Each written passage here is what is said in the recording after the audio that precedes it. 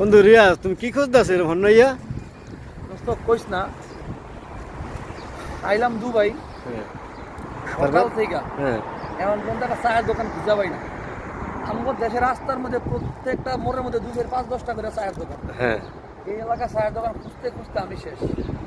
তাই? একটা চায়ের দোকান পাই না, আমরা একটু চা খাইতেও ভাই, আমার চা না তাহলে খেলে আমরা কি এখানে চায়ের দোকানদার ইম্পোর্ট করতে পারি?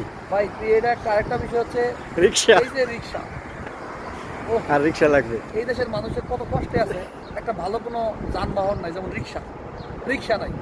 হ্যাঁ, আমি চিন্তা ভাবনা করছি যে এখানে কিছু রিক্সা আর সিএনজি। আমাদের দেশ থেকে পাঠানোর কোনো ব্যবস্থা করা যায় কিনা, হ্যাঁ, এটা নিয়ে আসলে আমি দেখি আজকে একটা মিটিং করবো, চিন্তা ভাবনা করছি। রাস্তা কেউ হাঁটে না, সবাই গাড়ি। ওই যে বুর্জ খলিফার উপরে যাব, ওখান থেকে আমরা একটা মিটিং করে আজকে রিক্সার ব্যাপারটা আমি আজকে মীমাংসা করে আসছি। কিছু ড্রাইভার বাংলাদেশ থেকে নিয়ে আসবো আমরা, ইনশাআল্লাহ। আমরা এখন চায়ের দোকান খুঁজি, আগে চা